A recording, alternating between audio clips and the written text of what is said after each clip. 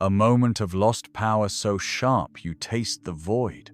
You sat in silence while they traded your dignity for their convenience. And in that emptiness, you felt something awaken, a precision born of betrayal. They tested your boundaries, watched you flinch, waited for tears. But when nothing came, their control slipped like sand through clenched fists. In that fracture, you found a new pact with yourself. Never again the plea, never again the apology. They never saw it coming. You learned that remorse is currency for the weak in admission of leverage. When they apologized, you didn't flinch. Their words dissolved against the steel of your indifference. They apologized because a reaction cost them more than reason. Now you understand. If you must declare your worth, you've already lost the argument. Presence breeds doubt. Silence shatters their script. You remember the moment the invitations stopped. No more dinners, no more calls. Suddenly you owned a freedom that felt like exile. But in that exile, you sharpened your gaze. You studied every gesture you tolerated, every word you let pass. You built a fortress from absence. And in the chill of abandonment, you discovered the power of not needing anyone, only strategy. This isn't about loneliness. It's about choice. You didn't withdraw because you were broken. You withdrew because you recognized the blueprint of manipulation and refused to inhabit it. Now every word you speak is deliberate. Every pause weaponized. Every glance holds a question they can't answer. You stand apart, unshakable, watching them scramble for a key you never lost. If you hear the echo of your own silent vow of someone who has tasted betrayal and refuses to bleed again, then this is your reckoning. Subscribe to The Truth. Leave a mark in the comments if you felt their apologies ring hollow. This is where control shifts, not through force, but through unyielding stillness. They watched you build your life around their approval, folding each time they held forgiveness over your head.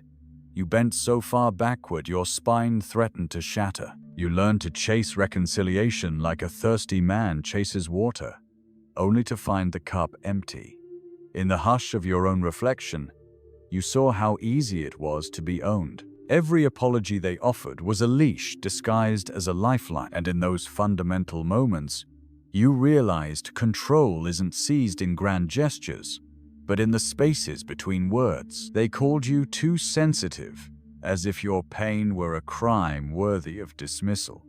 They confessed their regrets, then watched for the tremor in your voice, the quiver in your resolve. When you refused to tremble, they recoiled, stunned by a strength they couldn't script. That silence you cultivated wasn't absence, it was strategy. You dismantled their narrative, one unclenched fist at a time, teaching them that your calm was a fortress no plea could breach. You remember the nights spent rehearsing your restraint, mapping each reaction until you knew your own mind better than they knew your wounds. You practiced the art of stillness, mastering the pause that unravels a confession mid-sentence. In that measured quiet, you held the power of uncertainty. They apologized again, but this time, you shifted not out of hurt, but out of refusal. You refused to be the echo of someone else's guilt. Your stillness became an accusation more potent than any raised voice. In the daylight, you carried that silence like an invisible blade. You spoke fewer words, but each one landed with surgical precision. They flinched at your unspoken challenge. You watched as they tried to fill the void with hollow assurances, only to reveal their desperation. You held the blueprint of their manipulation in your mind, every tactic, every predictable move. You anticipated their confession before it formed on their lips. They became the ones pursuing clarity, chasing you through a maze you constructed from absence and consequence. And still, you felt no triumph, only clarity. You felt the cold logic of a mind unclouded by need. When they tried to provoke a reaction, you turned your gaze inward, watching the flicker of confusion in their eyes. In that moment, you were untouchable. You had reframed power not as something to seize, but as something to withhold. They couldn't bargain for your attention because you gave them nothing to bargain over. This is not a story of redemption. There is no comfort in these truths, no soft landing at the end. There is only the raw edge of realization. You exist beyond their control, and that realization demands a sacrifice, the sacrifice of seeking permission to be yourself. You paid that toll in silence and emerged with a currency they could never trade for. They told you that vulnerability was your weapon, but they never understood that true power lies in the absence of reaction. You learned to speak in glances, each look measured to expose the cracks in their conviction. You observed how they flinched when your eyes lingered just long enough to unnerve them. In those fleeting moments, you held dominion over their composure. You discovered the elegance of emotional quarantine. When they delivered a confession laced with flattery, you treated it as a relic, examined it, catalogued it, then locked it away in a chamber they'd never enter. They expected you to collapse under the weight of their remorse. Instead, you studied their pacing, their rehearsed cadence, and you mapped every misstep. You built a ledger of their manipulations, but you never shared its contents. They attempted to pull you back into the orbit of their drama with feigned crises, urgent texts at midnight, vague references to mistakes they can't live with, pleas to talk in person. You let their words hover in your inbox, each unread message a testament to your indifference. They believed chaos would lure you back. Instead, it only underscored your resolve. In the stillness of your detachment, you cultivated a serenity they could never replicate. Your silence became a narrative of its own. Each pause in conversation felt like a loaded gun, aimed at their insecurities. You witnessed them retreat behind defenses they once used against you, evasions, excuses, sudden bursts of self-pity. But by then, you had already rewritten the script. Their apologies and justifications were transformed into echoes bouncing off insurmountable walls. They spoke into emptiness. You recognized that control is a currency traded in moments of uncertainty. So you manufactured uncertainty like an artisan. You withheld information about your next move, about the raw emotions you refused to display. You allowed them to imagine the worst, your wrath, your withdrawal, your silence stretching into oblivion. And in that vacuum, you became the architect of their fear. They whispered about you in mutual circles, how you'd changed, how you'd grown cold. But they didn't see the calculus behind your restraint. They mistook your discipline for cruelty, your absence for apathy. They didn't comprehend that you had sharpened yourself into a weapon far more devastating than rage. Rage erupts and fades. Silence endures like a blade set upon a foundation of iron. In daylight, you moved with a precision that stunned even yourself. You attended gatherings they assumed would trap you in old routines, yet you walked in as a ghost freed from expectation. You greeted acquaintances with a nod and a measured smile, as if you were acknowledging their presence without granting them access to your interior. Each social interaction became an exercise in strategic restraint, your energy conserved, your attention selective. You deployed indifference as a tactical art form. When they sought to provoke you with veiled insults, you responded with thoughtful silence, forcing them to question whether they had misjudged their own audacity. In the absence of outrage, their words recoiled like a mistake they couldn't erase. They scrambled to fill the void, offering new apologies, new excuses, new attempts at regaining ground they had already lost. And through it all, you felt neither triumph nor regret, only the clarity of a mind unshackled by emotional debt. You walked a tightrope strung between detachment and presence, never tipping into indifference so deep they forgot you existed, nor into reactions so raw they reclaimed their dominion. You inhabited a third space, vigilant, unreadable, unassailable. You learned that true power is not possessed, but projected. It seeps into the room before you enter, warps the cadence of conversation, and reshapes the dynamics of any encounter. You realized that silence is a language more eloquent than any confession, more penetrating than any confession. It is the vacuum into which their craftiness unravels. Now, whenever they attempt to breach your calm with dramatic appeals or contrived crises, you let them unravel under the weight of their own performance. You watch as they stumble, hunting for a response you refuse to grant. Their desperation becomes the proof of your mastery. They chase you through the caverns of your silence, and each echo they hear is shaped by your unyielding stillness. This is not the end of the story. It is the blueprint of an existence unbound by need and fortified by strategy. In the next moment, you will reveal the final truth that severs all illusions of control, one truth so sharp it will redefine every relationship you thought you understood. You examined every fissure in their resolve, learning how to press without provocation. In meetings they organized to smooth things over, you arrived unburdened by expectation. Your presence was a quiet proclamation. You no longer played by their rules. They tried to bait you with forced camaraderie, polite small talk about shared memories. You registered each hollow reference, then let your gaze shift. As if the past belonged to someone else, they felt exposed, their nostalgia bankrupt without your validation. You discerned the rhythm of their pleas, an erratic pattern of guilt and flattery, so you choreographed your responses to fracture their tempo. A measured nod here, a deliberate silence there. Their words collapsed mid-air, tangled in the web of your indifference. The stronger their efforts, the more you retreated, not out of fear, but out of strategy. In their desperation to regain your favor, they revealed their own desperation to be needed. They attempted to exploit your empathy, the one quality they believed untouchable. In a hastily arranged conversation, they unspooled grievances about their own suffering, casting themselves as martyrs in your drama. You listened, mapping each self-justification, each attempt to redirect accountability.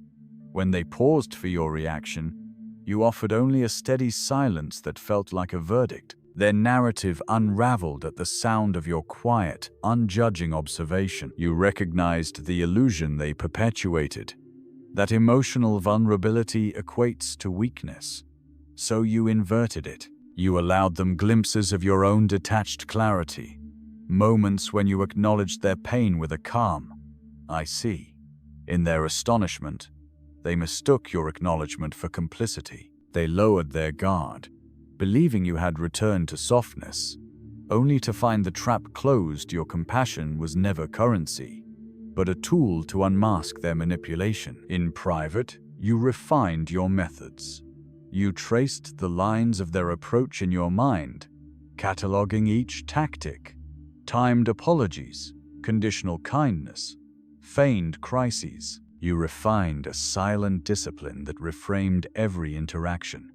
You became a strategist of presence, manifesting an aura of unassailable authority. They tried to convey urgency through capital letters and exclamation points, begging for clarity at odd hours. You let their messages hang in your mind like broken promises, a gallery of discarded confessions they could never reclaim. They tried one final gambit, a public appeal through mutual contacts, an entreaty for reconciliation that painted you as the villain for withholding forgiveness. You watched from a distance, letting the facade of unity crumble under the weight of their own theatrics. Their attempt to orchestrate an audience backfired, exposing their insecurity on display. You never responded. Instead, you observed how quickly sympathy for their plight evaporated when they revealed the true depth of their control. You allowed yourself no illusions of victory.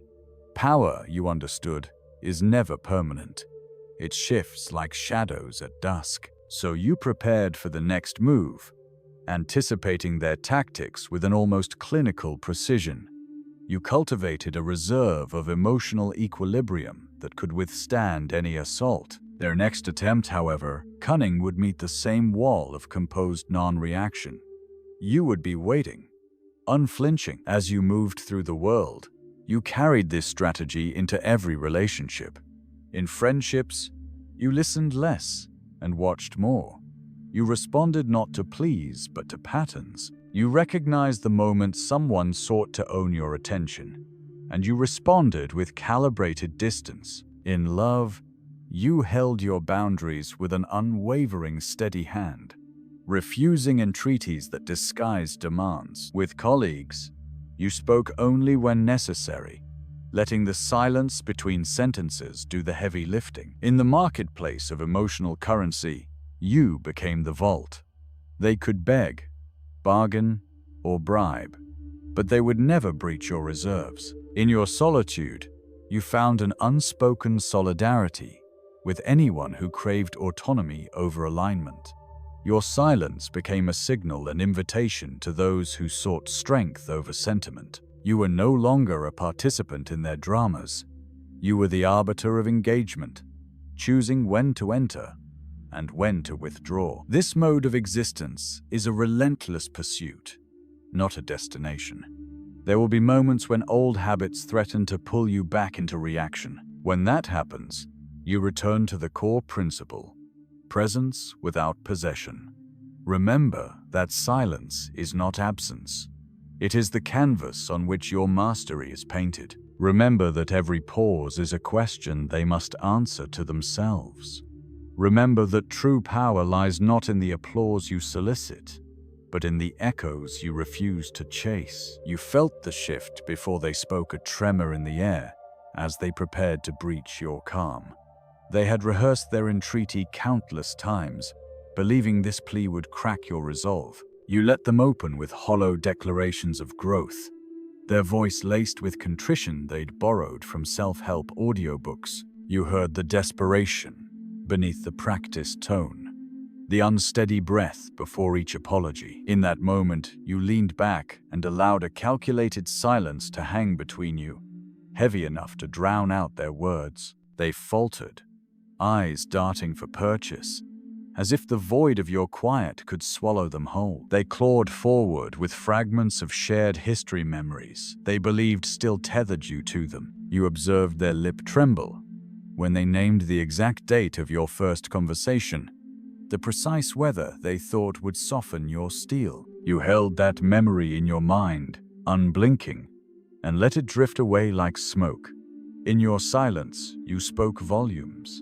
Nostalgia alone could not reconstruct the bond they so carelessly fractured. Your absence of reaction became an indictment, each heartbeat a metronome marking their unraveling. Their next move was to weaponize fear threats of exposure, hints at revelations they'd threatened to disclose to mutual acquaintances.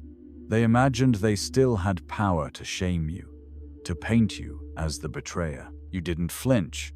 Instead, you traced the architecture of their bluff, identifying every exaggerated claim.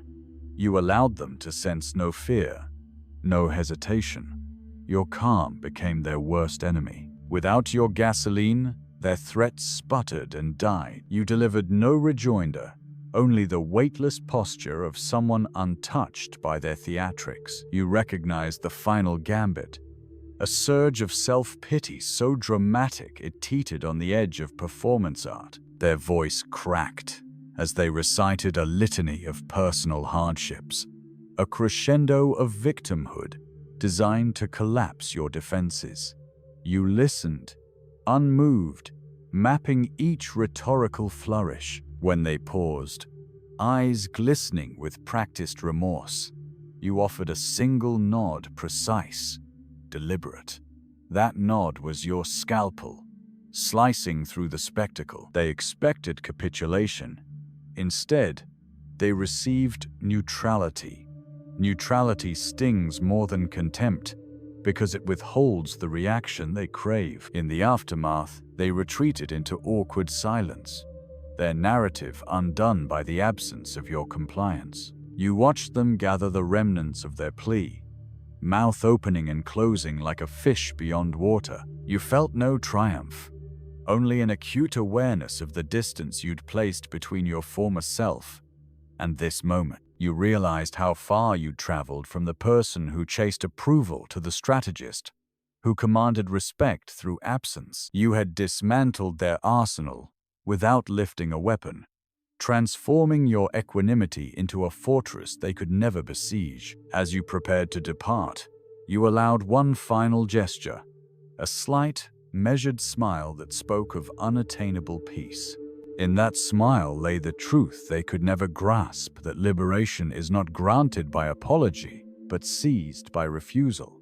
Then you turned away, each step echoing with the weight of your unspoken challenge. They called after you, but you had already become the echo they chased, the silence they could no longer endure. You carried their uncertainty into every encounter, slipping it into the spaces they thought were safe. In the conference room, when they launched into that rehearsed briefing, confident bullet points, predictable pauses, you let the silence linger after each slide. They shifted in their seats, waiting for acknowledgement that never came. Your unspoken question hovered. Why do you expect me to praise your mediocrity? They stumbled, words trailing into awkward echoes, until they abandoned the script and confronted the void of your indifference. Later, in a casual hallway exchange, they pressed for a moment of vulnerability. Tell me how you really feel. They coaxed, an invitation laced with expectation. You paused, letting the ambient hum swell between you. Your eyes narrowed just enough to convey the unspoken. Vulnerability is a gift, not a command. In that pregnant pause, they realized they could no longer draw you out on their terms.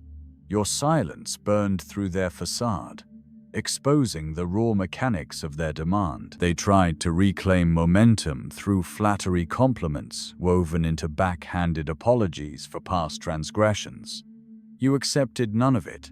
You let each phrase hit the wall of your emotional quarantine and ricochet back. They expected you to catch their words, to cradle meaning in your reaction, but your stillness folded their compliments into insignificance. They found themselves speaking into a void that reflected only their own insecurity. One evening, they cornered you over a text chain, unleashing a torrent of questions. Why won't you talk? Have I lost you forever? Their panic dripped through every sentence. You drafted your reply with surgical care, then deleted every word. You left the typing indicator blinking, a silent hammer striking doubt into their convictions. When you finally gave notice, we'll talk when there's something real to say, they collided with the emptiness you'd engineered. Their urgency faltered, swallowed by the chasm they'd created. In the aftermath, you observed the fallout from your fortress of tacit power. They convened among themselves, murmuring theories about your motives, dissecting your silence as if it were an enigma to solve. You watched, removed, as they circulated rumors to fill the vacuum. Their desperation became the new currency of interaction. You had taught them that their orchestrations were powerless without an audience willing to react. Through these encounters, you honed the strategic rhythm of presence. Enter without expectation, engage without possession, withdraw without apology. You became the pulse that controlled the tempo of every relationship. They measured their words against your stillness, calibrated their tactics to test your boundaries, and found themselves outmatched by your relentless neutrality. This part of the journey is not about breaking them. That would require force. It's about guiding them into the realization that control is only as strong as the consent to be controlled. You hold that consent in your silence. You hold their uncertainty like a beacon that draws truth from their confessions. And in each deliberate pause, you reveal the blueprint of their own vulnerabilities. When they next approach you, armed with fresh contrition or feigned charisma, you will meet them not with anger, but with the unyielding calm of someone who has outgrown their demands. They will search your face for a crack in the armor and find nothing but an imperceptible, steady gaze. That gaze will be the line they cannot cross, the final verdict of your transformation. In the quiet aftermath of conflict, you discover the ultimate leverage, the possibility that you might never return their calls, never revisit the past you once shared. They exist in a narrative you abandoned, a story where they held the pen.